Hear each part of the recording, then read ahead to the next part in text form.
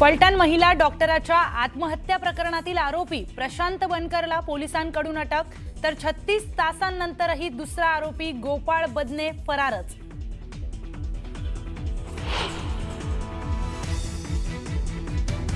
सर्व शासकीय कामात अभिजित निंबाळकर आणि आमदार सचिन कांबळेंचा हस्तक्षेप।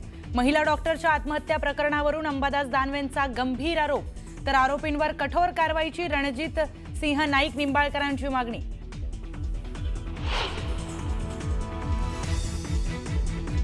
आत्महत्या केलेल्या महिला डॉक्टरवर मूळ गावी शोकाकुल वातावरणामध्ये अंत्यसंस्कार।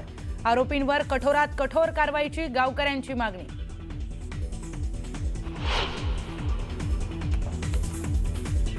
मुरलीधर मोहोळ यांनी घेतली मुख्यमंत्री फडणवीसांची भेट। दोघांमध्ये तब्बल 40 मिनिटे चर्चा, तर सगळे बिल्डर मुरलीधर मोहोळ यांचे हस्तक। त्या व्यवहारावर मुख्यमंत्री फडणवीस अंकुश ठेवतील, दंगेकरांचा विश्वास।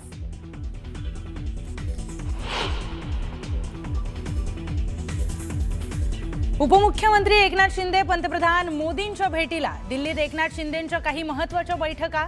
शिंदेंच्या अचानक दिल्ली दौऱ्याने चर्चांना उधाण।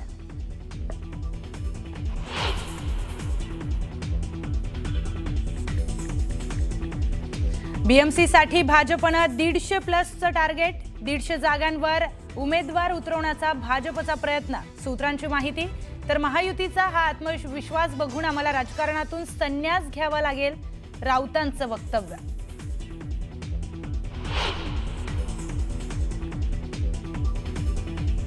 जुन्या कार्यकर्त्यांकडेही लक्ष द्या, नाहीतर जितक्या जोरात वर गेलात तितक्याच जोरात खाली याल। भाजपमधील इनकमिंग वरून नितीन गडकरींनी टोचले कान।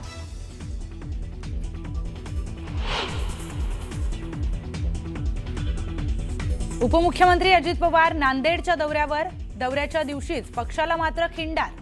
दिव्यांग सेलचे प्रदेश कार्याध्यक्ष रामदास सुमठाणकरांसह 18 माजी नगरसेवक जाणार काँग्रेसमध्ये।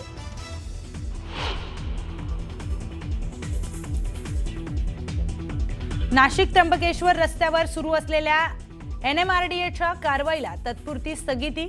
स्थानिक लोकप्रतिनिधींसह साधू महंतांनी घेतली मुख्यमंत्र्यांची भेट। भेटीनंतर स्थगितीचा निर्णय।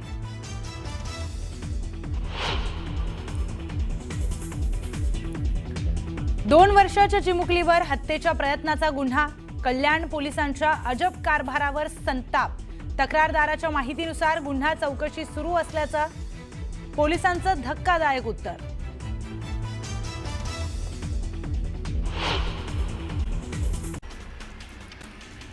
दिवाळीच्या सुट्टीनिमित्त प्रवाशांच्या सुखकर सेवेकरता रायगड एसटी महामंडळानं 50 जादा गाड्यांचं नियोजन केलेलं आहे।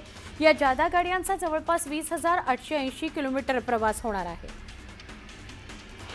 बेस्टच्या ताफ्यामध्ये सध्या 1745 इलेक्ट्रिक एसी बसेस आहेत। या बसेस शहर आणि उपनगरातील 237 मार्गांवर धावत आहेत। त्यात 150 नव्या एसी बसेसची भर पडणार असल्यानं एकूण एसी बसेसची संख्या 1895 होणार आहे। त्यामुळे मोठ्या प्रमाणावर मार्गावर एसी गाड्यांच्या फेऱ्या सुरू करता येणार आहेत। एसटीनं राज्यातील ई बस प्रवाशांकरता मासिक आणि त्रैमासिक पास सवलत योजना लागू केली आहे। मुंबईसह ठाणे अलिबाग या मार्गावर प्रवाशांचा त्याला चांगला प्रतिसाद मिळतोय। 60 दिवसांचं भाडं भरल्यानंतर आता 90 दिवस प्रवास करता येणार आहे। प्रवाशांच्या सोयीकरता दिवाळी तसंच छठ उत्सवाच्या काळात वाढत्या गर्दीचा विचार करून मध्य रेल्वेनं छत्रपती शिवाजी महाराज टर्मिनस आणि नागपूर दरम्यान अतिरिक्त वातानुकूलित सुपरफास्ट विशेष गाडी चालवण्याचा निर्णय घेतलाय। ही गाडी सणासुदीच्या काळात प्रवाशांना प्रवासाची अधिक सोय उपलब्ध करून देईल आणि गर्दी व्यवस्थापनाला मदत करेल। मध्य रेल्वेच्या मुंबई विभागात विविध अभियांत्रिकी आणि देखभालीच्या कामांकरता रविवारी मेगा ब्लॉक, तर पश्चिम रेल्वेवर शनिवारी रात्रकालीन ब्लॉक घेण्यात येणार आहे।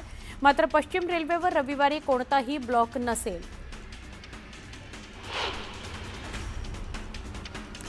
मुंबई मेट्रो रेल कॉर्पोरेशननं आता प्रवाशांचा प्रवास आणखी सहज आणि वेगवान करण्याकरता, स्मार्ट करण्याकरता मोठं पाऊल उचललंय।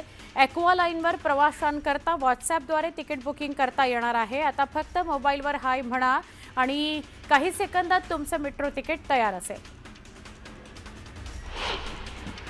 ॲप आधारित टॅक्सी सेवेत ओला आणि उबरची मक्तेदारी मोडून काढण्याकरता केंद्र सरकारच्या सहकार विभागाच्या पुढाकारानं देशात लवकरच भारत टॅक्सी ही नवीन सेवा सुरू होती आहे. मल्टी स्टेट सहकारी टॅक्सी कोऑपरेटिव्ह लिमिटेड अंतर्गत ही सेवा चालवली जाणार आहे. देशातील ही पहिली सहकारी टॅक्सी सेवा असेल. रेशनवर मिळणाऱ्या धान्य पुरवठ्यात शासनानं बदल करण्याचा निर्णय घेतला आहे. गव्हाची सरकारी उपलब्धता घटल्यानं नोव्हेंबरपासून 2 महिन्यांकरता रेशनवर गव्हासोबत ज्वारी दिली जाणार आहे. त्यामुळे लाभार्थ्यांच्या ताटात आता भाकरी वाढली जाणार आहे. हिवाळ्यातील जेवणाची चव त्यामुळे बदलेल. सोन्या चांदीच्या भावात मोठी घसरण होते. गेल्या 2-3 दिवसांमध्ये सोनं 6,000 रुपये, चांदी 9,000 रुपयांनी घसरली आहे. सोन्याच्या भावात काल 1,000ची घसरण झाली 10 ग्रॅमसाठी आणि 1,23,000 रुपये किंमत झाली. तर चांदीला किलोला भाव पडला 1,000 रुपयांनी घसरण होऊन 1,53,000. दिवाळीच्या सुट्टीनंतर मागणीच्या तुलनेमध्ये आवक कमी होत असल्यामुळे भाजीपाला महागला. किरकोळ मार्केटमध्ये वाटाणा 280 रुपये, शेवगा 160 रुपयांवर गेला. पालेभाजीच्या एक जुडीकरता 25 ते 40 रुपये मोजावे लागत आहेत.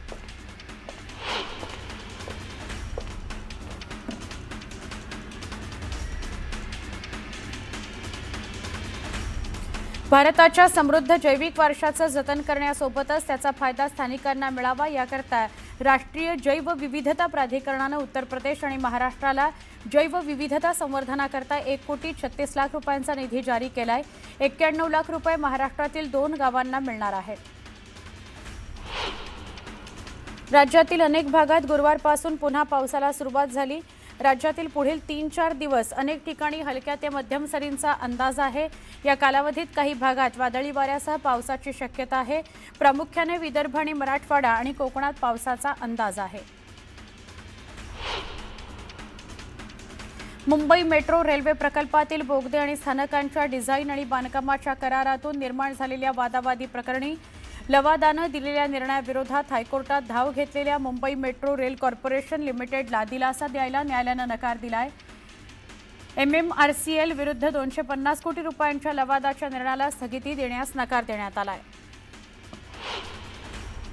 विविध कामांनिमित्त चर खोदल्यानंतर रस्ता पूर्ववत केला जात नसल्याचं महापालिकेच्या निदर्शनास आलं. त्यामुळे चर बुजवून रस्ता पूर्ववत करण्याचं काम स्वतःच करण्याचा निर्णय पालिकेनं घेतला आहे. सध्या ऑक्टोबर हीट सुरू असून पारा वाढलाय. पाऱ्यानं 35ची पार केली आहे. हीटमुळे जीव घामाघूम झालाय. अनेकांनी अडगळीत टाकलेल्या छत्र्या पुन्हा उन्हाच्या बंदोबस्ताकरता बाहेर काढल्या गेल्या आहेत. सध्या दिवाळीनिमित्त शाळा, महाविद्यालयं, विविध कार्यालयांना असलेल्या सुटीचा योग साधून 18 ते 23 ऑक्टोबर दरम्यान 97,821 पर्यटकांनी राणीच्या बागेला भेट दिली. त्यामुळे महापालिकेच्या तिजोरीत 36,97,000 रुपयांहून अधिक महसूल जमा झालेला आहे. मुंबईकरांना मोफत आणि घराजवळ आरोग्य सुविधा उपलब्ध होण्याच्या उद्देशानं सुरू करण्यात आलेल्या आपला दवाखाना योजनेला नागरिकांचा मोठा प्रतिसाद मिळतोय. आतापर्यंत मुंबईतील 250हून अधिक आपला दवाखानामध्ये 75 लाखांपेक्षा जास्त नागरिकांनी उपचार घेतलाय, अशी माहिती महापालिका अधिकाऱ्यांनी दिली आहे. वेगवान विकासाचा दिखावा करणाऱ्या केंद्र सरकारनं महाराष्ट्राशी दुजाभाव कायम ठेवलाय. रेल्वे प्रवास आरामदायी करण्याकरता लांब पल्ल्याच्या गाड्यांचे जुने डबे बदलणं गरजेचं आहे.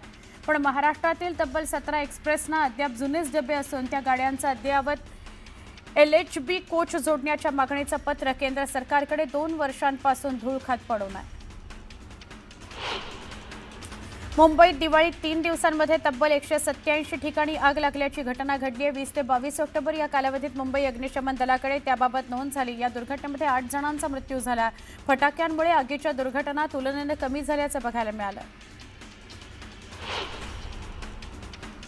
मुंबईत दररोज सरासरी 6,900 मेट्रिक टन कचऱ्याचं संकलन करून त्याची शास्त्रोक्त पद्धतीनं विल्हेवाट लावण्याच्या महापालिकेच्या घनकचरा विभागाकडून तशी योजना आखली जात आहे. पण 18 ते 21 ऑक्टोबर या दिवाळीच्या कालावधीत अतिरिक्त 3,075 मेट्रिक टन कचऱ्याची भर पडली. प्रतिदिन 7,300 मेट्रिक टन कचरा संकलित करण्यात आला. ऑक्टोबर महिन्यामध्ये मुंबईच्या हवेतील PM2.5 आणि PM10 या प्रदूषकांच्या दैनंदिन सरासरी पातळीमध्ये सर्वाधिक वाढ झाली. जानेवारी ते ऑक्टोबर 2025 या कालावधीत यात सर्वाधिक वाढ झाली. ऑक्टोबर महिन्यात ती अधिक वाढली आहे. ऑक्टोबर महिन्यात मुंबईतील 19 ठिकाणांवरील हवा प्रदूषित मापकावर PM 2.5 ची सर्वाधिक नोंद झालेली आहे.